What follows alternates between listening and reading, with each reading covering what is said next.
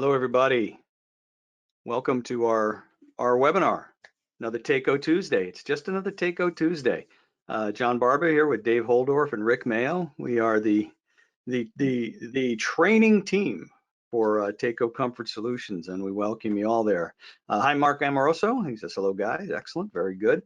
We got about 145 of you out there right now. We got another minute or so to go before it's go time. Almost 2 minutes. So just wanted to kibitz and say, hey, how you doing? Welcome, everybody. Beautiful day where we are. I don't know about where Rick, you're in Utah. How's the weather out there? Partly cloudy and probably about 73, 74 degrees. Perfect. Yeah. We're mostly sunny and probably about the same temperature here in New Hampshire, and just absolutely gorgeous. There's a golf course out there calling my name. Actually, there's a golf course out there just laughing at me and mocking me, but we won't get into that. How you doing, Corby? Corby says good morning. Cool. And Jimmy DePalma says it's awesome here in New Jersey. How often can you say that, Jimmy? That's pretty cool. How you doing there, James?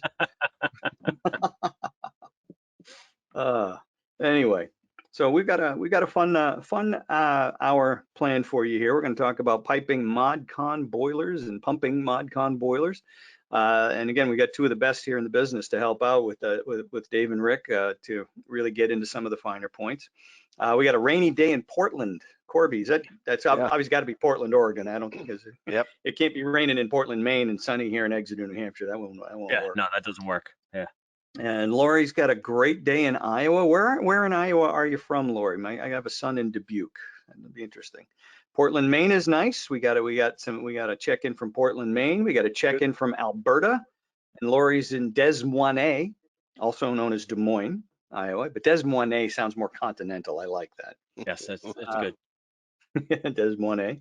How about this? 80 degrees and 65 degrees relative humidity in El Salvador. How you doing, Ismael? Thank you for joining us. All right. And we've got a nice day in Philadelphia, says Mark Amoroso. So terrific. All right, it's high noon. I think we're going to get this show on the road. Again, welcome everybody to just another Takeo Tuesday. I'm John Barba, again, Dave Holdorf and Rick Mayo joining us, the Takeo Comfort Solutions training team. Today's topic is the piping and pumping of ModCon boilers. One of the things that we've learned, and Rick actually was one of the really drove this home to me, is that ModCon boilers do not reward your personal creativity when it comes to piping them up. All right, you don't want to get creative. You don't want to say, I'm bored piping up the normal way. I want to do my own thing. Don't do that with a ModCon boiler. Rick, what does every ModCon boiler come with? Every one. What does it come with? A knee pad. A knee pad, also cleverly disguised. Unfortunately. Yeah, cleverly disguised as a manual or an instruction sheet, and they send it to you for free. In that book, there's a diagram. You follow that diagram 99 times out of 99, it's going to be perfect. That's the way you should do it. Don't get creative with these things. Follow what the manufacturer says. We're going to be discussing all of that here in just a little bit. I want to go over a couple of finer points before we jump into the details. First off, on your control panel, everybody, you should see a little hand. All right, that's just if you could click on that and just let me know that you can hear me. Otherwise, I'm talking to myself here. So okay, good. Everybody's raising their hand. Excellent. That lets me know that you can hear me. The other thing I'd like you to do, and many of you have already figured this out, there's on your control panel, there's a little cartoon balloon with a question mark in it. That's going to be how you ask questions. And we want you to ask questions. Ask as many questions as you can, all right? But what I'd like you to do is just click on that and just type in a hi, hello, how are you, looking good, you know, anything like that works for me. Okay, we got a hi, we got a couple, we got a hello, we got a howdy, we got a hey, good looking. I love this group already. What you got? Very good, excellent. So there you go. So what I want you guys to do is, again, ask your questions, and we will stay on, you know, for you to answer whatever questions you may have. So please ask your questions, type them in here. We'll be stopping every few slides to address them. So there's no time, you don't wait till the end to ask your questions. Ask them as they come up, and we'll do our very best to answer them. If we have the answers, great. If we don't know, we'll tell you. We're not going to try and fool you or anything. But between the three of us, we've got some experience here, and hopefully we can answer as many of your questions as we can. Alrighty, well, let's get started. Okay, let's get this show on the proverbial road here. And again, it's piping and pumping, the piping and pumping of modulating condensing boilers, and some of the things you need to be aware of. What we're going to cover today, of course, is your basic primary, secondary piping with a twist. All right, we call this primary, secondary piping. It's called primary, secondary piping. As long as you get your terminology right, I guess you could call it whatever you want, as long as you know what you mean. But there's a twist to it with a modulating condensing boiler compared to, say, a cast iron boiler. We'll discuss that. We're going to discuss the importance of boiler water temperature and how just because the system might need 150-degree water doesn't mean you should set up your boiler to make 150-degree water. That's not going to really work very well. So you have to be able to work that out and figure out exactly what you're going to need. So we're going to discuss how to figure that out, and then we're going to get into detail on sizing that boiler circulator. And there's some interesting nuances that Rick will explain to you, the steps that you want to go through to make sure that pump is sized correctly without being oversized. All right, and overpumping is both on the system side and the boiler side can be a real issue in hydronics. It is an issue in hydronics today, and we want to make sure at least we get that boiler pipe sized properly. We've had other webinars on sizing the system pump properly, which you can go back and rewatch. But this one, we're going to talk about sizing that boiler circulator properly. So let's get this show on the road. And our first just diagram for you is your basic primary, secondary. Yes, sir? Share your screen. Well, that's going to help. I'm going to need to do that, aren't I? There we go. Thank you. That's why we have backup. That's why we have 3 of us. If you guys weren't here, I would have been 45 minutes into it and before I figured out we weren't sharing screens. I've already made that mistake. So there you go. There you go. All right. Doesn't matter how many of these you do, there's always that one time. So anyway, let's take a look at our first one here. This is your basic moose antler piping. We call it moose antler, for obvious reasons, okay? Kind of sort of looks like a moose antler. You've got your primary circulator, all right? You've got your primary circulator on the system, all right? And where is my pen? Here's my pen. You get your primary circulator right here, all right? That is your system circulator. And then you have your boiler circulator here, and that boiler circulator is pumping into the boiler's heat exchanger. That's important to keep the pressure up in the heat exchanger. Otherwise, under high flow conditions or high temperature conditions, if you're pumping here and pumping away from that heat exchanger, you might lower the pressure in the heat exchanger. And again, under high temperature conditions, that boiler may flash to steam. We'd like to keep that from happening. So we pump on the return side going into the boiler's heat exchanger for the boiler pump. The system pump, of course, is pumping away from your point of no pressure change, which is where your expansion tank connects to the system. So in this case, we're adding that circulator's pressure differential to the system. Now this is showing a zone valve system. You could also do this with zone pumps. You just have a circulator here on each branch. What makes this primary secondary is right here, is your spacing between the T's. Your spacing between the T's on your primary branch or your distribution branch and your supply and return for the boiler. Typically, that spacing is anywhere from 6 to 12 inches or 4 pipe diameters max. The closer, the better. It's kind of impossible to put them too close, right? The closer, the better. The more you spread them out, the more pressure drop there is between those 2 T's, the more likely we're going to have spotty temperature performance. So again, you want to keep those T's as close together as possible, typically 6 to 12 inches apart. So there's your moose antler piping. Again, it's a boiler circulator pumps into the heat exchanger to keep that pressure up and prevent it from flashing to steam. That's pretty important. All right. If we had an indirect in the system, okay, it's kind of the same thing, only different. Everything is the same, except when you're piping your indirect, you'll see that we're taking a branch off of the supply into that main the distribution loop or distribution header. We're taking a branch off of that to feed the indirect. And then again, we have the circulator on the return pumping into the boiler's heat exchanger. Now, Rick, there's a significance to where those two are, to where that return line is being piped into that return branch. What's the significance of that, Rick? Well, I think where you're going with that is just that we want to parallel pump into the heat exchanger. And that, give me some more, and I might be able to answer that question. Well, the reason we want them separate, obviously, is because we don't want them to be pumping in series, correct? Right, exactly. That hence the parallel into the heat exchanger. The check valve's very important at that Yes, point. very, very important, because Yeah. well, you don't necessarily want this to be the easier pumping route than this. So a check valve right here is very, very important. All righty, very good. So there we have it with an indirect, pretty simple, pretty straightforward. And here we have a hydraulic separator, or if you went with a bigger hydraulic separator, what you'd have is basically a buffer tank. And the difference between a hydraulic separator and a buffer tank is simply size. All right, there may be instances where you want a buffer tank. If the smallest zone over here is smaller than the lowest firing rate of the boiler in terms of BTUs, then you definitely want a buffer tank to make up for that mass to reduce short cycling. If each one of these zones is about the same size as the lowest firing rate, then a hydraulic separator does a nice job for a basic hydraulic separation. Flow on the system side doesn't impact flow on the boiler side, and vice versa.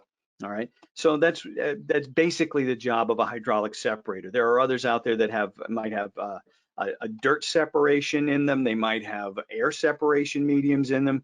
What you're doing in that hydraulic separator is you're reducing the velocity to less than 2 feet per second. Any crud that's in the system might drop down to the bottom, hence you have that drain down at the bottom. And when you drop a velocity that low, well, any dissolved gases in the fluid might turn back into a bubble and will go out the vent. So that's a dual purpose for your hydraulic separator. All righty. Now, a lot of people will look at ModCon boilers, and if they try to make everything the same temperature, like let's say we had some radiators, some baseboard, some high temperature radiant, and some low temperature radiant, all on the same system. We've seen folks try to manipulate the design so it's just all one temperature, so they won't have to do any mixing. And that's cool. That's perfectly fine. However, they're missing an opportunity, in our opinion, in that if let's say you had some high temperature radiation, again, let's call them cast iron radiators or whatever, and then we had some high temperature radiant in between the floor joists. Let's say we needed 160, 140, and then some low temperature radiant maybe in the slab at 110. You will very much benefit from mixing, obviously, those other two lower water temperatures, but also mixing with something like this. This is that's called the I valve. It's the TACO I valve. And what that is, it's a motorized mixing valve with a built-in outdoor reset control. The reset control is actually built into that head. You just connect it to an outdoor sensor, program it, and it'll figure out what water temperature you need, and it will reset that water temperature. Sure, the boiler is resetting off of its reset schedule, but now what we're doing here is we're resetting off of the reset in a multi-temperature, multi-load system. So the I valve with that outdoor reset is going to reset off of the reset. The benefit of that, if you think about it, the benefit of that is going to be, hey, when these lower temperature zones or lower temperature areas are calling, I'm going to be sending even lower water temperature back to the boiler than I would normally. And we know ModCon boilers absolutely dig low return water temperatures. The lower those return water temperatures, the more it's going to condense. The more it condenses, the more efficient it is. So there's a tremendous benefit here to mixing and resetting off of the reset with a ModCon. So never think you don't have to do it or should avoid doing it. You should try to look for opportunities to do it to enhance the efficiency of the system. Now, that's not saying if it's all one temperature, you still want to reset off the reset. No, let the boiler reset and have one temperature and you're fine. But if you're in that multi-load type of a situation with some high temperature radiation and maybe two different temperatures of radiant, then resetting off of that reset's a really, really, really good idea. All right, really good idea. Can certainly help. All righty then. So the benefit, those low return water temperatures back to the boiler makes everybody a happy person. All righty, excellent. Now, let's take any questions out there, Dave or Rick, that we need to address right away. I think Dave's answering them. Yeah, there was. Yeah, I've been typing a few in. Okay, let's see. Let's share. We can share them with the group, obviously, just to see what's going on here. One of the first diagrams that you had with that indirect tank that we were talking about. Yep. Back on, I think. One of the gents was asking if we needed the DHW. Does the primary and the DHW circ run simultaneously? And no, we don't want them to run simultaneously. You're going to have one or the other. So when there's an indirect call, we want that on priority control, because then we want the boiler to go to high fire mode also. Right. And the one thing you need to watch out for is make sure that circ is sized large enough to handle the flow rate and pressure drop through the heat exchanger and the indirect tank at the same time. Right. You're going to need a pretty good, you more than likely will need a pretty good size pump there. Absolutely. Yeah. Why do you want to pump through a ModCon boiler? I think we addressed that, but I just want to reiterate again, when you have a high pressure drop heat exchanger, if you are pumping towards it, then the full benefit of that circulator's pressure differential will be pumping into that heat exchanger. We'll keep the pressure up in the heat exchanger as best we can.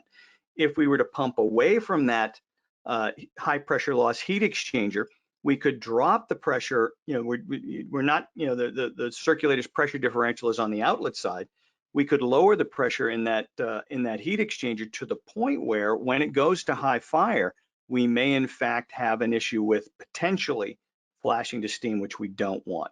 All right. Again, most of the boiler manufacturers will have that circulator on the inlet pumping into the boiler's heat exchanger. This isn't an issue of pumping away. We're already doing that with the system circulator pumping away from the point of no pressure change. Here we're just putting the circulator in the best position for that boiler to operate effectively and safely for a long period of time. Now, some boiler manufacturers have developed heat exchangers that don't have that same kind of pressure drop, and their instructions may be a little bit different. So again, always refer to the manual of the manufacturer whose boiler you're using. They'll be the ones to determine where that pump should go. But in most cases, it'll be right there on that inlet side pumping into the boiler's heat exchanger. Very good, very good. All righty, excellent. Good questions, gang, good questions. All righty. Here's one. Will a ModCon valve not send some supply water back to the boiler? With a ModCon valve, I guess, Dieter, if you're asking about that motorized three-way valve, well, no, it's what it's going to do. It's on the supply, and it's going to recirculate when it needs to, and some of that return water is going to go back to the boiler. That return water will be much, much lower, all right, than it would normally be if we didn't have that valve there, and that's going to help the boiler condense more. It's a standard three-way motorized mixing valve. The CV on that valve is going to depend upon the size, but the three-way valves are somewhere between. Are we going to say I've got between? them right here. Oh, you got them right there. Very good, Dave. What are they? So the half inch union three-way is 5.7, 3/4 5.8, 1 inch is 6.6. Okay, so yeah, they're middle of the road. They're not really high pressure drop. They're not super low pressure drop like a four-way valve would be either. But again, depending upon the flow rate you need, it might be just perfect. All righty. Let us continue now. This part is going to be just determining the water temperature. Now, just a couple of things about primary, secondary piping. Here's a little setup. So my system here requires 7 gallons a minute at 150 degree water. Okay, that's the load right here. That's what we're pumping into our zones. All right, and that system is that's under design conditions, quote unquote, coldest day of the year. Now, we're designing the system to a 20 degree delta T. So ideally, when the water comes back, it's going to be 20 degrees lower. And if everything's open, obviously, if I've got 7 gallons a minute going out, I got to have 7 gallons a minute coming back. We're not losing any flow to the twilight zone here. So if 7's going out, 7's coming back. But if it's a 20 degree delta T, the water's 20 degree lower. So on the return side, coming here, I have 7 gallons a minute at 130 degrees. Now, we check our boiler manufacturer's specifications, and the boiler manufacturer requires a flow rate through the heat exchanger of 4.5 gallons a minute. Now let's think about this for a minute. I have 7 gallons a minute coming here to this first tee, I'm yanking 4.5 gallons a minute out. Now I'm going to ask you guys a question and type it in your question section. I'm going to ask you guys a question. If I've got 7 coming in and I'm yanking 4.5 out, what flow rate do I have in that piping in between the two tees? All right, that piping in between the two tees. What's the flow rate there? All right, let's see. I mean, it should be pretty simple to figure out. It's basic arithmetic. All right, 7 minus 4.5 is 2.5 gallons a minute. Right, exactly. And what water temperature will that be? It's 2.5 gallons a minute, but what water temperature will we have? Again, it should be 130 degrees, right? So I've got 7 of 130 coming here. I'm yanking out 4.5 of 130 here, and I'm left in that common piping with 2.5 at 130. Well, if I've got 4.5 gallons a minute going into the boiler to get heated up, what have I got coming back down here? Well, that's going to have to be 4.5 gallons as well, right? If I'm taking 4.5 gallons out, I got to put 4.5 gallons back in. I'm not losing any flow rate to the twilight zone.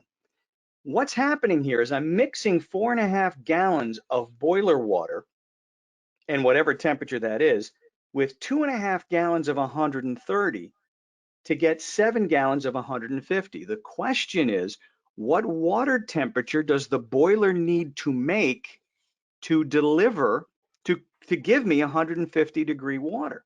All right, what temperature does the boiler have to make? What temperature water does the boiler have to make to mix with 2.5 gallons a minute of 130 degree water to get my 7 gallons of 150? All right, we can do an about here, but believe it or not, gang, there is a math formula for that. Better yet, there's 2 different math formulas for that.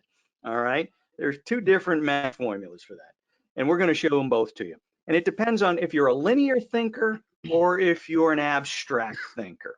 All right, you can use either one. Depends on how you think. All right, I'm a little bit more abstract. Actually, I'm a lot more abstract. So I use this one. All right, FA times TA plus FB times TB equals FC times TC. Before that freaks you out, just think of this. We're in the heating business, right? So we know F and T, right? We know F equals flow and T equals temperature, right? So flow of A times the temperature of A plus the flow of B times the temperature of B equals the flow of C times the temperature of C. We already know 5 of the 6 variables here. All right, we already know 5 of the 6 variables. It's just a matter of how we identify A, B, and C. All right, so you fill in what you know and you solve for X. So A is the flow and temperature in the common piping right there. B is the flow and temperature of what's coming out of the boiler. And C, of course, is what's going out to the system. So if I know 5 of the 6 numbers, right? I know the flow and temperature in A, that's 2.5 GPM at 130 degree water. I know the flow through B is 4.5 gallons a minute. I don't know the temperature, all right? That's the one I got to find out. That's going to be X. And I know the flow and temperature through C, which is 7 GPM at 150 degrees. So you just fill in what you know, and then it's 5th grade algebra. So 2.5 times 130 plus 4.5 times X equals 7 times 150. All right, we math that out. 325 plus 4.5X equals 1050. To solve for X, we got to start isolating. So I'm going to take 325 from both sides, subtract 325 from both sides. That leaves me with 4.5X equals 725. And then just divide both sides by 4.5, and that's going to give me 161 degree water. So I got to set that boiler up to make 161 degree water. Now, again, can we infer this? Can we get close? Yeah, this way you know. And that's for the abstract thinker. For the linear thinker, for the more concrete or the linear thinker, there's another way. And Rick pointed this out to me this morning, and it was one of those duh moments, all right?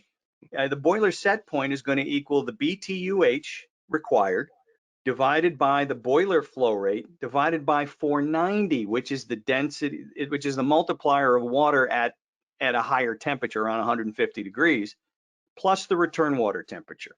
All right. So in our example, 7 gallons per minute at a 20-degree delta T, that's 70,000 BTUs divided by the boiler flow rate of 4.5 gallons per minute divided by 490. All right, that gives us a number plus 130 is going to give us 161.7, which is what we're looking for. All right, and Rick, you had an even simpler way that you texted me just a bit ago. Well, it can just simplify it like this. Think about the boilers doing nothing but boosting the return temperature. So whatever delta T we used in the boiler sizing, which we didn't go into those details. So think about this. John came up with a boiler delta T of around 31 degrees. So we got 130 coming back. He used 31 in his delta T. That gives us 161. It's that simple. So yeah, pretty close, right? Pretty close enough. Yeah. Just and a lot of times when you start going through this, they'll tell the boiler manufacturer will tell you the delta T that you're designing for based on the flow rate. So you've got the flow rate through the boiler at a certain delta T. So you simplify this even further. Look in the book. Here's the boiler flow rate at this delta T. What water temperature is coming back? Add the delta T to it. Bada bing, bada boom. We got a boiler supply temperature, right? Yeah. So it can get pretty simple. Let me throw something out there. Just because not all boilers are the same and not all the features are the same, some of the boiler manufacturers actually give you a system sensor that you can add.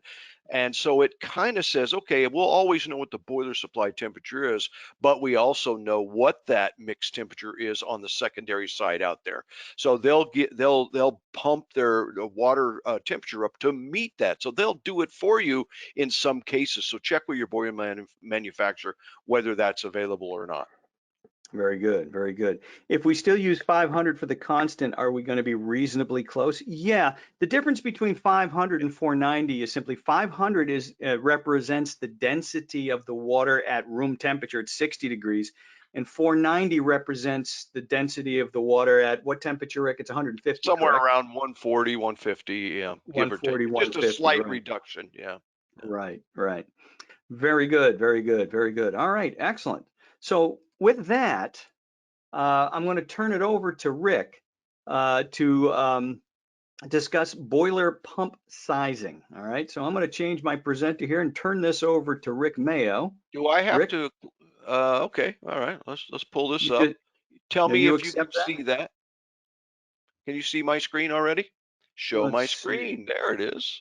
There you go. I'm gonna push this out of the is. way, and then get rid of that for a second and blow this up, and we should be good to go.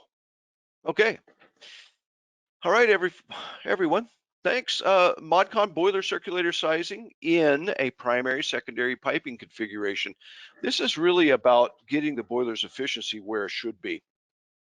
Okay, so you'll see some little things that happen often within piping in a primary secondary configuration that we're going to try to avoid. We're just going to do our best. There's times where some of the things I'm going to talk about are going to happen regardless. So we're going to give you some examples of how to kind of sharpen your pencil a little bit, make it a little bit better. So John's pretty much pointed this out already. Here's a picture. Okay, we're talking about primary, secondary configuration. We'll get into some of these notes as well. John's mentioned some of that, and we're talking specifically about this circulator. Okay, in the I shouldn't say days of old, but when we first started getting into primary, secondary, people were piping like this. This is what I will refer to as a boiler loop configuration, where if we go back, this is somewhat injecting the boiler into the secondary portion of the system. So just understand those two differences. What we're going to talk about today would apply to both of sizing of this boiler circulator 1 here as it's depicted. Okay, it'll make sense too when I start talking about the A's and the B's and the C's and all that stuff. So all right, so here's some options that are out there nowadays. Okay, some boiler manufacturers actually have a control signal that goes out to the boiler circulator. Okay, it has the ability not just to power it, but to send it a control signal somewhere in the neighborhood of 0 to 10 volts DC. Some have used this thing called pulse width modulation, but let me just clarify what kind of control signal this is. Remember when you were, well, you don't even have to be a kid. I still do it when I'm checking 9-volt batteries, folks. You put your tongue on it and you kind of know whether you get zapped good, if it's still strong, or if you hardly get zapped at all, or then you know it's weak. That's the voltage we're talking about, 0 to 10 volts DC. And that's a typical signal that the boiler manufacturer can send out to the circulator to control it.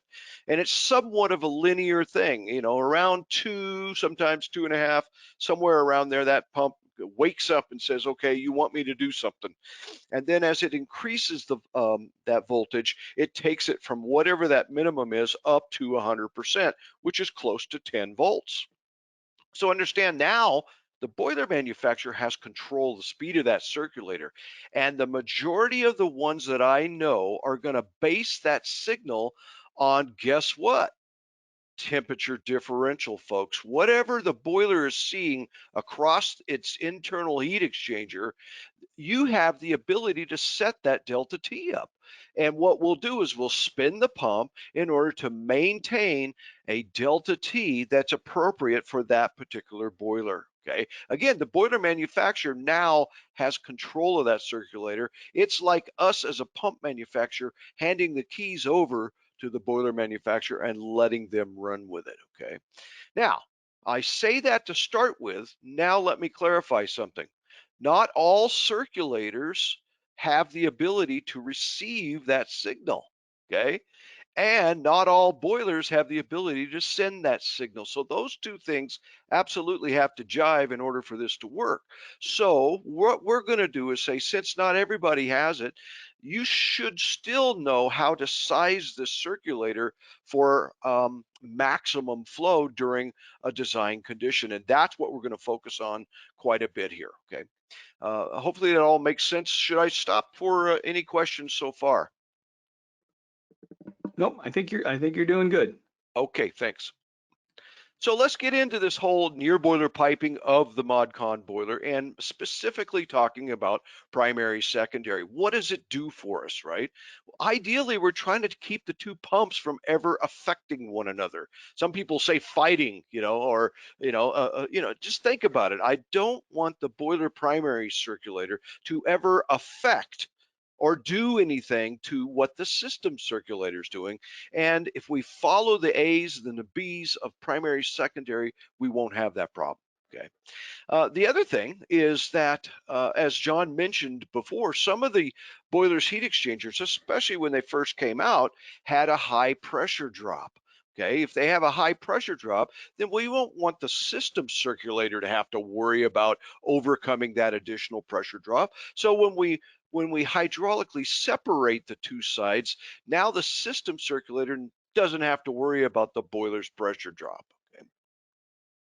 Now, as mentioned before, the boiler manufacturer may control the speed of that primary circulator or not. Okay, that gives you some options out there. Now, we always have to consider short cycling the heated water, right? And I've got some good pictures that kind of illustrate that, I think, and it'll bring that home. And it's something that, as mentioned when I first started, that we might not be able to control all the time, 100% of the time, but we should keep it to a minimum. And I'll point that out as we get there, okay? As we referred to already, look at the boiler's manual. The manual will show you how they want it piped. And the majority of the residential boiler manufacturers will show these boilers in a primary, secondary piped configuration. And some of them will show you alternate piping configurations. We're going to focus today specifically on primary, secondary, okay? So here's a picture, and here's the simple ABCs, okay? Let's get into that. You saw some notes on some of those sketches I had already. Let's cover this and make sure you feel comfortable about what this is all about. And we'll call this just the primary, secondary rules. If you follow these rules, you'll never have a problem with the circulators messing each other up, as I mentioned earlier. These are real simple to kind of memorize. I want to give you some rules and some actual numbers, but I'll also give you some concepts, because for me, concepts will last longer in my mind than memorizing a bunch of numbers and rules and stuff. So again, we'll try to do it both ways. Let's start with the A rule. Okay, again, the maximum of the distance between the two T's, okay, I'm talking right here, is 4 of the pipe diameters of this secondary header. If this was 2 inches, then I absolutely don't want to be any more than what? 2, 4, 6, 8 inches, okay? So that kind of helps you understand that. But with a concept that'll help you is, if you can still see my picture, I didn't turn my camera off, so I think you can. Everybody that's watching, put this hand up with a thumbs up like I'm showing you there on the screen, and put this hand up like this, and put your hands together like this. And let's call this one a T, and let's call this one a T. Put those things, or let's say it this way, butt those T's together as close as you possibly can, that's reasonable for making a good connection between the two, okay? And so if you get this thing as a concept in your mind, you don't ever have to worry about the spacing between the T's.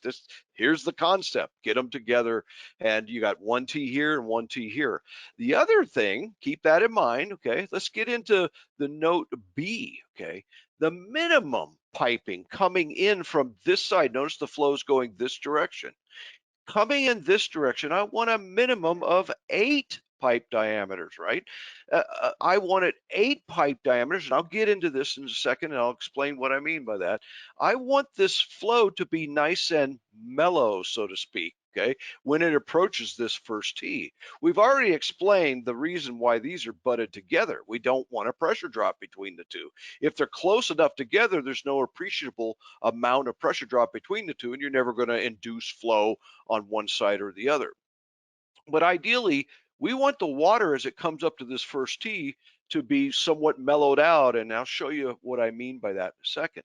Now, once we've already achieved that flow pattern, right, then it's pretty easy to maintain. So downstream on this B portion, downstream of the second T, it only needs to be 4 pipe diameters. So 8 coming in, but 4 downstream of it. Again, if I put my hands together like this, look at what I'm doing. Ideally, and the concept is, again, I've given you the rules on the screen. The conceptual idea is that I have 2 T's butted together in the middle of a long piece of pipe. Notice I have a nice long run before the first T, before you get to any elbows or valves or fittings or anything, right? Nice long coming in, and then I have a nice long distance going out. The longer the better, okay? Understand what we're saying when we say maximums and minimums, okay? So get your head around that. The C note has to do with thermal trapping, and I'll cover that on the next slide, okay? So again, butt the T's together, maximum 4 pipe diameters. Then you got your 8 and 4s there on your B note, and then as much as you can get on that drop. As a minimum, typically it's 18 inches. When I first saw this, it was 12 inches, but that's in the early 90s.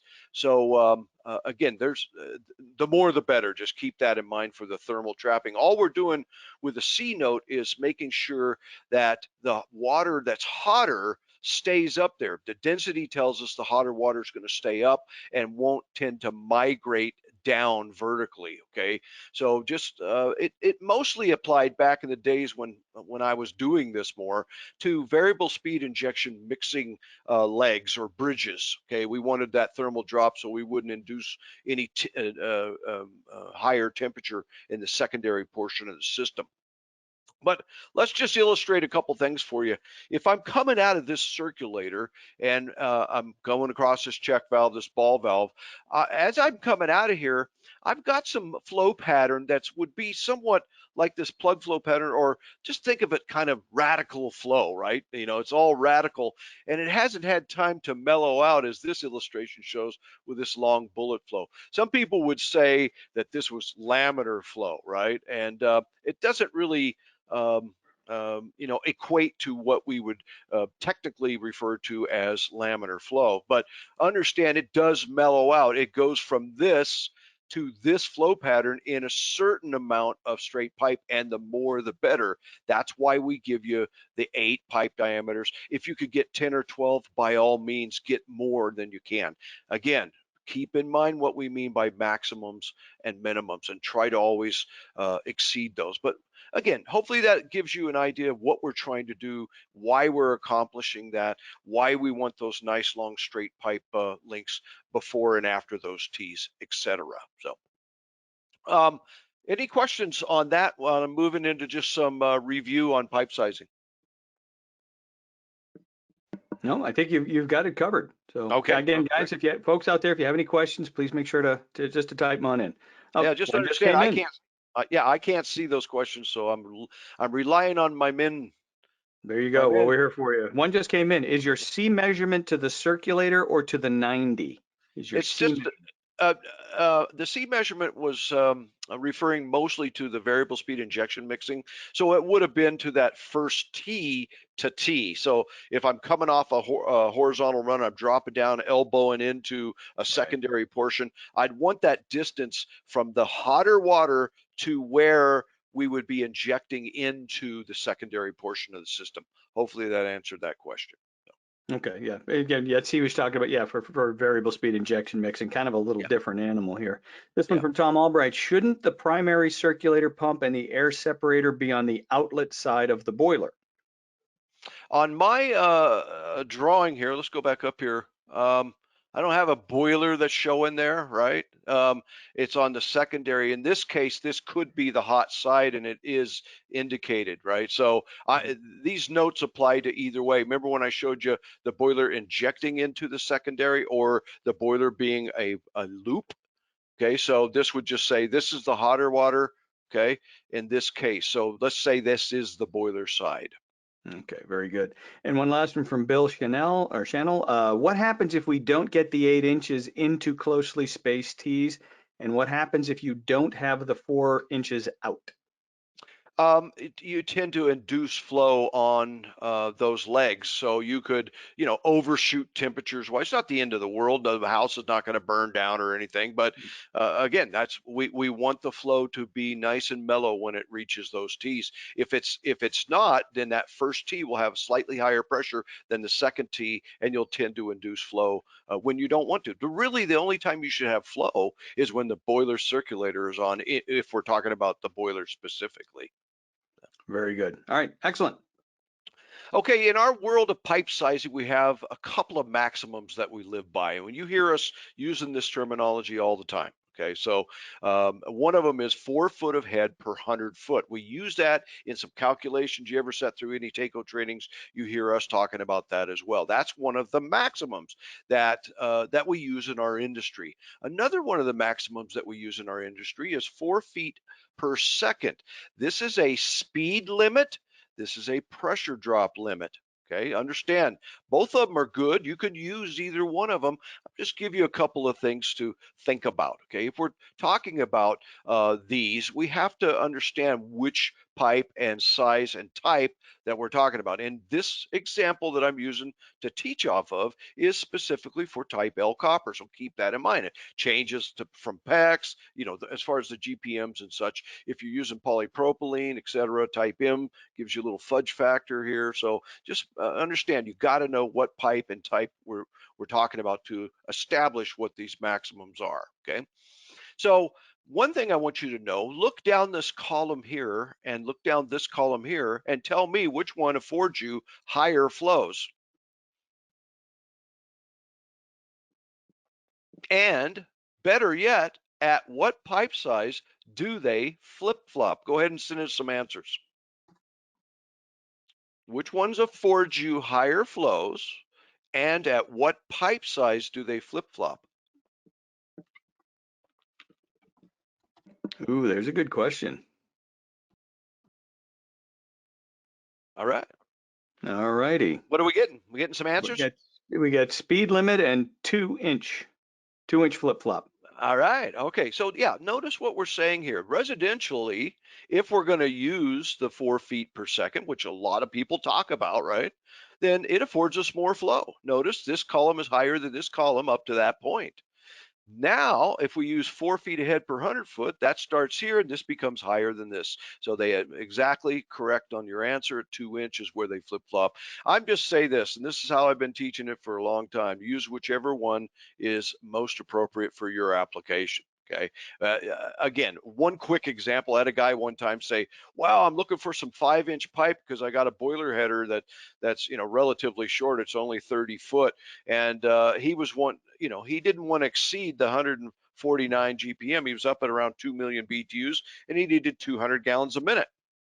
I said, you don't need 5-inch pipe. If it's a relatively short run, you're fine. ASHRAE will typically talk about 4 foot ahead per 100 foot of pipe all day long. Okay, this was a small commercial project, and by all means, no one would ever argue that ASHRAE said he couldn't do that. He could go up to 270. You see, so that's what I'm saying. Use this, understand both maximum columns, and then use the one that's best suited for you, that gives you the highest flow and keeps you within range. Okay. Here's just another. Yeah, go ahead. Rick, I wanted to clarify something Rich McGrath brought up about the terminology when I was talking about primary and secondary circulators, and when you're talking about primary and secondary circulators, so much of it depends on your point of view. Personally, when you've got your system circulator, which distributes the water to the heating system, and then you've got your boiler circulator, which circulates through the boiler. Yeah. Now, as long as you know which one's which, you can call whichever one you want primary and whichever one you want secondary. Agreed. But we just understand we've got the boiler circulator and the system or delivery circulator. Okay, so, and the question is just a clarification of that, or? Yeah. When I say primary circulator, I'm usually talking about the system, but that's just me. So yeah, that's I'm going to call them system circulator and boiler circulator. Here's what I use to determine that. I say, what is the source? Are we in a heating system? Then the source is the boiler. Anything on the boiler piping is primary. Okay. Anything, especially when we're talking to when we inject in out of the boiler, up or in to the secondary portion of the system. Okay. And then anything that was downstream, like I showed on one slide, if that was downstream of something that had already been injected to, that would be the third part, or the tertiary. You like the sound of that, right? So you got primary, secondary, tertiary, quaternary, it goes on and on. But in my view, and when I'm teaching it, just so I'm not saying I'm right, I'm just saying that I'm making sure everybody knows what I mean when I say it. It's whatever the source is. If I'm doing chillers, okay, and I'm piping into the chillers into the secondary portion of the system, then the chiller is the primary portion of the system. So anyway, that's how I teach it. So that's what I'm sticking to. I'm not saying I'm right and everybody's wrong. I'm just saying, hey, just so we're on the same page. You're definitely not saying I'm wrong, right? Never. Good. That's my boss, you guys. I got, I got the delicate gloves on there. So anyway, okay. Alrighty. This is the same thing, but a little different. This is just a couple of columns. One of them is we're going to use the min-max flows, right? We're going to stay with the residential kind of realm of, 2 feet per second. Remember why we want to do that, and never exceed 4 feet per second. So all this is a quick lookup to say, for instance, 1-inch pipe, if I'm around 5 GPM up to 10 GPM, I'm golden. And anything in between there just shows you the sweet spot, okay? Okay, it's not throwing it out, but it's this chart is not showing the 4 feet ahead per 100 foot of pipe. It's just doing the speed limits, right? Keep it at or above 2 feet per second, and don't exceed 4 feet per second. So, and the other thing that I did here is just show you some delta T's, right? I'm showing you, say, hey, if I took that 1-inch pipe and I ran 10 gallons a minute through it, what could that give me at a 20 degree? Well, that's right at 100,000, right? If I went to a 30, that's at right at 150. If I went and stretched it out to a 40, look at what it would do, close to 200,000 BTUs. So this just gives you a glance. I will, if I take the time to put a note on something, take the time to read it. All we mean here in a nutshell is these are maximums, okay? And when you take everything to the max, you lose all of your safety factor. Okay, so again, be very careful, and you should always figure out what the pressure drop is going to be at those given flows and sizes before you select that pipe size. Often here is where you go up a pipe size to reduce that overall pressure differential. So, all right, so here's what we want you to know. Know what the pressure drop is of the boiler's heat exchanger, and some of you can giggle when I give you that acronym. Okay, so we need to look and see what the boiler manufacturer says, because what we're trying to not do is oversize that boiler primary circulator. Okay, we want to make sure that doesn't happen. So let's look at what happens. I'm going to focus on this part of the primary secondary configuration and kind of blow that up to you and show you some see-through T's, so to speak. Okay. So ideally, we want the flow pattern to give us the coolest water back to the boiler's heat exchanger, as this is showing, right? This is going back to the boiler. It's the coolest. It's whatever the return temperature is, the return temperature, okay? And we're trying to get that temperature to be as cool as possible going back. We heat it up, we blend back in here, and we go out to the system. So this is the ideal flow pattern in a primary secondary pipe configuration. So we give you the right hand of fellowship with a thumbs up on that. Okay, that's kind of what we're trying to do. Now, this is out there. I mean, I call this an acceptable flow pattern. I've had people argue this with me and say, no, that's the only way to do it. Well, okay, well, let me ask you a question. How are you going to accomplish that, right? Here's the left hand thumbs up, okay? Here's the problem with this. Think about it, okay? If I were to have flow patterns like this, and you knew there's two circulators involved in this, we have a system circulator out here, we have a boiler circulator here or here, guess what? What's the likelihood of getting those to be exactly the same GPM? Okay, think about it. For the sake of time, I won't elaborate any more than that. Okay, it's really hard to do, kind of impractical. Okay, here's what happens, folks, when you oversize the boiler circulator, right? You start getting this heated water coming back across the top. Remember, the flow is going from, in my screen, from right to left, but you actually get some crossover here, and you get some blending, and you're actually starting to warm the return temperature back to that modulating condensing piece of equipment. And that's kind of a no-no, right? That's a thumbs down on that one. So understand, this will happen somewhat throughout the season when we have those shoulder conditions, you know, those bench days that we're just not, you can't go any lower than low, and that speaks to two things: low fire and low speed on the circulators. So there's times where you're going to get a little bit of this one way or another. What we're trying to do in this little segment is minimize that for to the least amount. Okay, so let's go in here. Here's something that we get from HTP, folks. What did I say? Look at the manual. Look and see what kind of range they give you. How wide will they let you go? That's what I want you to focus on. Okay, there's no reason to run it at these tight delta T's, and the boiler manufacturer now gives you a license to stretch that delta T out. We're going to stay consistent with a boiler size that's in around 150 BTUs, okay, 155,000 in this case, okay, 155,000.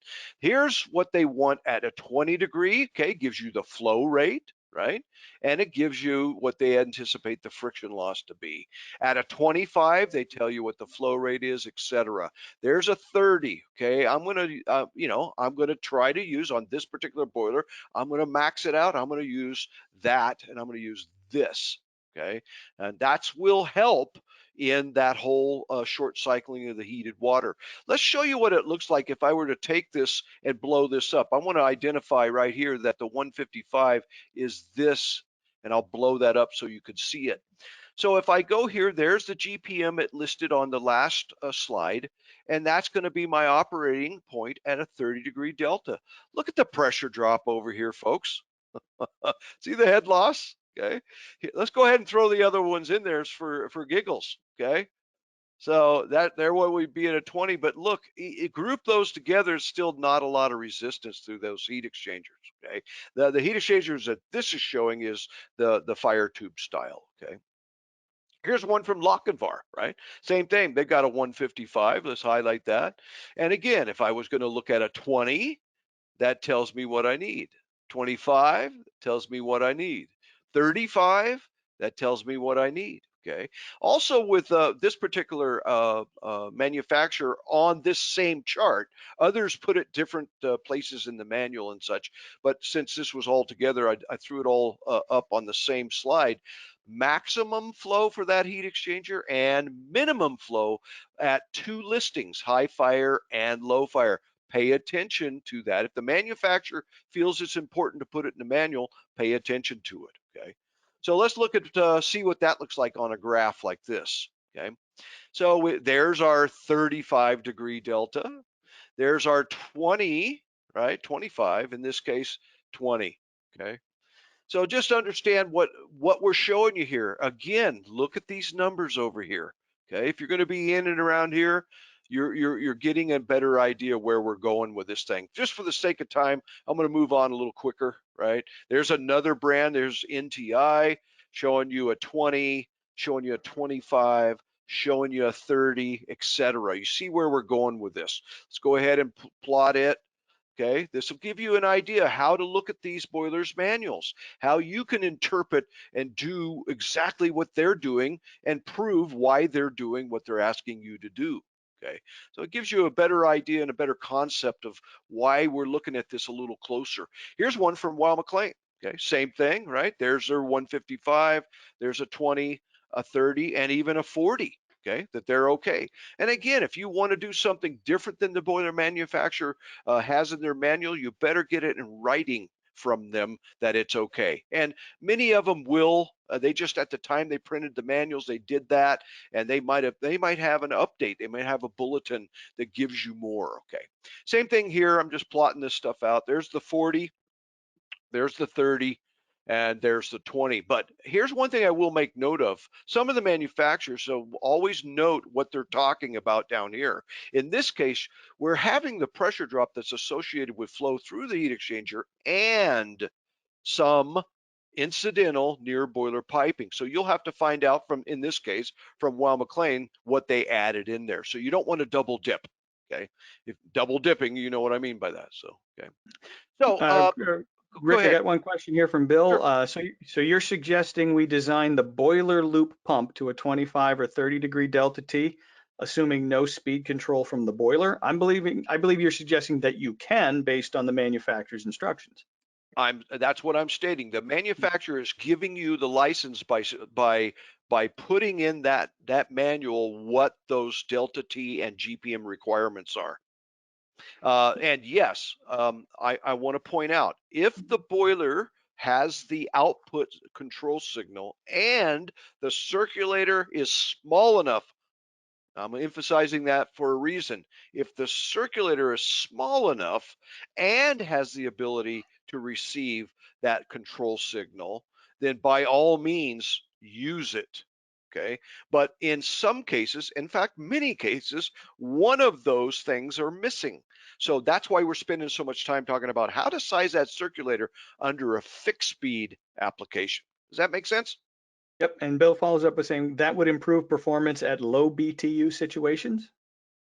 Well, it's just going to give you less of the crossover where we're actually sending the heated water back. Now, low situations are going to be those shoulder conditions that I mentioned earlier, and you're going to get some of that at times. It's when we get up into the heating season and we actually need the boiler to do what it's doing, you're going to get lower return temperatures back to the boiler under those conditions. That's what we're trying to make better. Okay. Very good. All right. So let's just do a quick example. Let's go through and again, we've already shown you the boiler manufacturer gives you the GPM and all that stuff. Let's show you how they're coming up with that. Okay. Take the input of the boiler. Okay. We need to deduct because boilers aren't quite 100% efficient, right? So we need to deduct for efficiency based on the application. And I'll get into that and I'll talk about what that means. And we also sometimes we have to derate for altitude. Some people look at it strictly from the standpoint of what is the caloric value of the natural gas from that utility at that altitude. And you can get that information from the utility. Okay, so for instance, Denver, right? They if you find out what their gas is giving you at 5,000 foot, it's in the neighborhood of about a 16% deduct. So understand that you're sizing the boiler circulator on what the capacity of the boiler is under the job specific conditions. So you have to kind of know, what's going on. Basically, it's this. Take the input of the boiler minus its efficiency and any additional like altitudes or caloric values, and that'll tell you what the boiler is going to do. Here's one thing I want to propose as a question, and give me a little feedback if you would. How many people think that the ModCon boiler goes to high fire, and how often? Kind of a two-part question. Give me some feedback, guys. All right, guys, type in your thoughts on that one. Here's something to think about while you're typing that in. What tells the boiler to go to high fire? Do you think an in switch tells the boiler to go to high fire? Do you think a DHW call tells the boiler to go to high fire? I want you to really think about that. Yeah, so what I got here is almost never, not often, should only be during the design day, high fire on the coldest day designed, and DHW calls. Perfect. All those are right. All those are good. Rarely, maybe 2 to 3% of the time. And only if the boiler is exactly the right size. Now, John, what have you always tell people about picking the boiler size, right? Biggest one that'll fit through the door, baby. Now, if you need two other guys to help you get it in there, then that's what you're going to have to do. But you want the biggest boiler that'll fit through that door. Yeah. Well, we've taught them better now. Here's what happens though. Most people say, well, that's, that one's too small, so I'm going to go this one's, yeah, it's bigger than I need, but you see what I'm saying? That bigger than I need, but that's the one that and they all turn down now. People use that as an excuse, right? So what we're saying is the boiler might never go to high fire. So you have to use that as part of the thing you use in the boiler circulator sizing anyway. So here it is, and I'll go quicker. I'm running out of time, folks. Let's use that same boiler at 155. Let's say it's going to run at an AFU listing of 95%. So we'll take 5% off of it. We're using, in this case, a 30-degree delta T. Many of those boilers said you could do that, right? I'm not doing anything strange. My 490, folks, is just, John's already explained that to you. Put 500 in there if you feel more comfortable with that. It's just that the hotter the water is, the less dense it is, right? So we're accounting for that. So 30 times 490 is 14.7. If we do 147,250 divided by this number, it tells us what the GPM is. And again, we're in seminar land. We're at 10 gallons a minute. Okay. So here's the same input of the boiler. And notice, if I'm not running that boiler in a condensing application very often, I have to use a lower number. Okay, so do you size the pump accordingly? In this case, it's 133.3. Same math here. I only need 9 gallons a minute.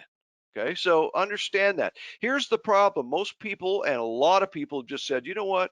I'm going to put a 15-gallon a minute pump on that boiler because it's 155,000. Okay, you see what happens there?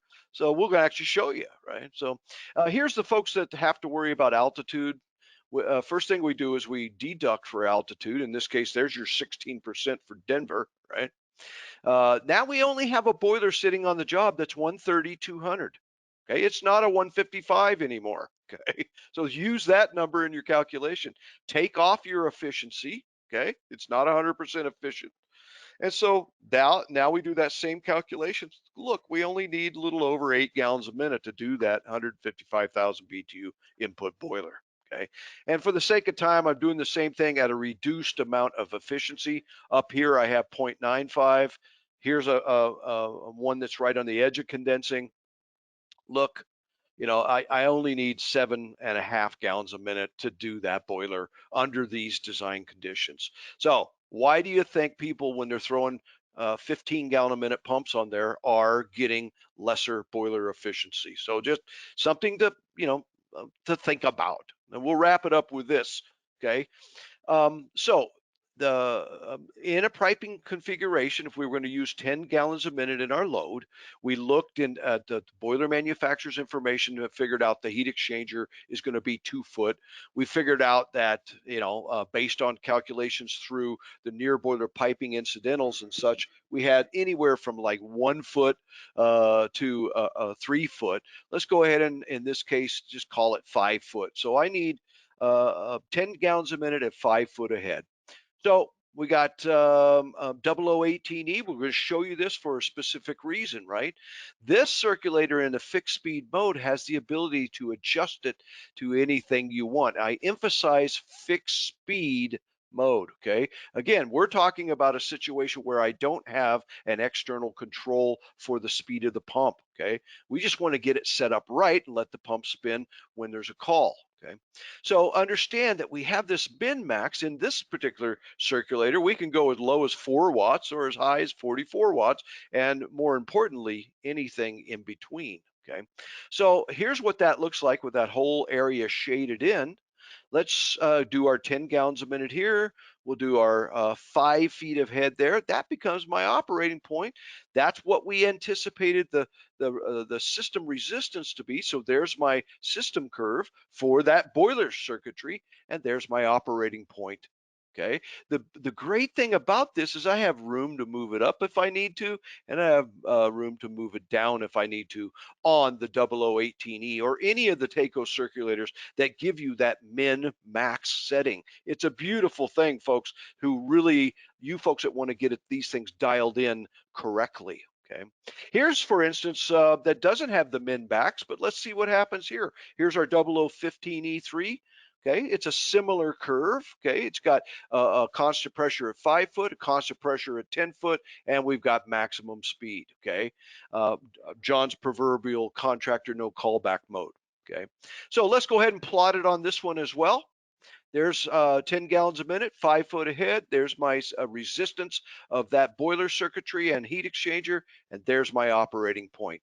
Now, if I blow it a little bit, this can move out this direction, or it can move out this direction on the initial startup. Again, there's not anything in that circuitry that's going to have this thing automatically moving, but it's going to find its little happy spot right in and around here somewhere.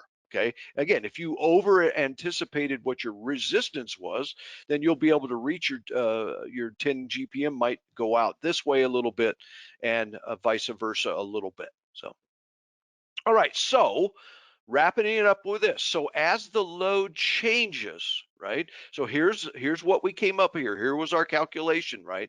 So that's if I need 147,250. Let's take half of that load.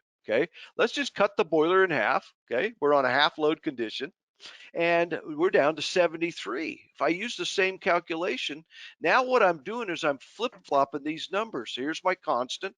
Okay, here's my new load, and I already know the pump's at a fixed speed, so I lock that into my calculation at 10 GPM. It's going to tell me what am I solving for right here? The new delta T. So hey, I'm not at a 30 anymore. Notice that's a linear thing. If I was at a 30 and I took the boiler and I cut it in half, well, my delta T is going to drop in half as well. And so on and so forth as we get into those lighter conditions. Okay, are we going to get a little crossover at the T's?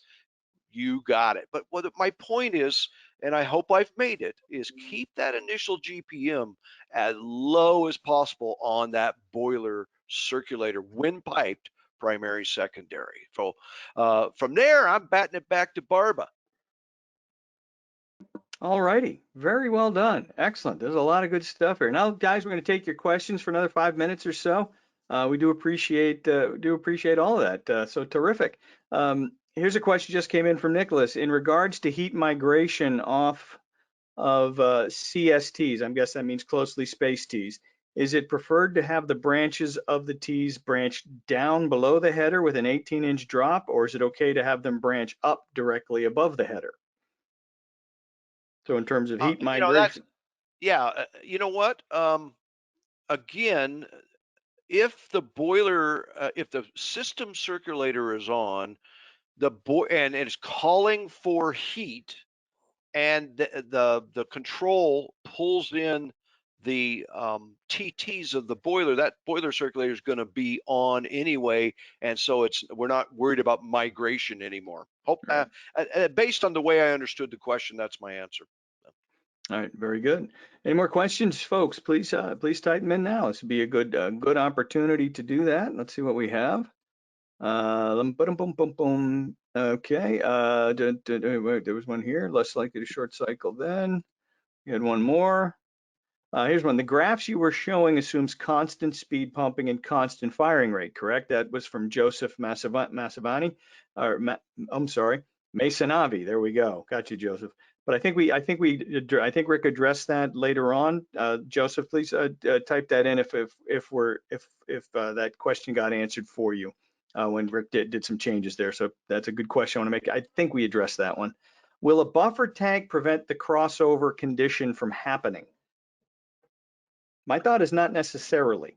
Not if you oversize that boiler pump, not necessarily. It might mitigate it a little, but you're still going to have that pressure. You're decoupling still, but I think there's still going to be, you're not going to impact flow on the delivery side, but you'll still have that crossover on the boiler side. Depending on what that boiler flow is, the one thing about having all that mass and stratification within a buffer tank is that the return temperature going to that boiler is going to be whatever's sitting at the bottom of that buffer tank, at least initially. And again, that's not a license to oversize your pump. Right. Okay, right. Get the pump sizing right. You've got enough information from the manufacturer of the boiler as well as the circulator manufacturer. Just let's get it right. Let's keep our pencils sharp. Absolutely. And the benefits, obviously the benefits of doing that, it's always better to do the math than not, because when you do the math, you know. And if you don't do the math, you're guessing. And when you're guessing, one of three things can happen and two of them aren't good. I mean, you could guess dead on accurate every single time, and then that means you are the chosen one. Or you could guess low, and that's not good, or you could guess high, and that's not good. So the odds are not in your favor when you guess or go by hunch or experience. Keep the pencil sharp. There you go. That's it. You're excellent. It's always good advice. That's right. Very good. Very good.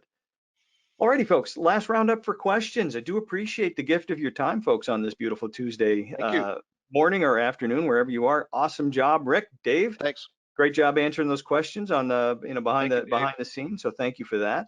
No problem, my pleasure.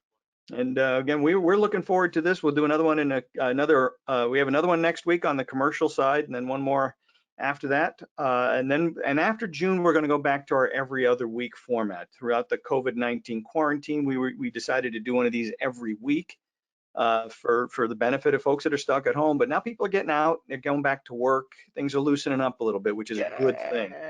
So thank goodness. So we're going back in July, starting in July, every other week for Takeo Tuesday. So we do appreciate your continued attendance throughout this, and we throughout the quarantine and lockdowns and things. And we look forward to seeing you again next week and the week after, and then every other week following July. So Thank you all. Always a pleasure, Jim DePalma. Absolutely, Jeff. Thank you, Mr. McGrath. It's always an honor when you come to join us. I really appreciate it, Richard.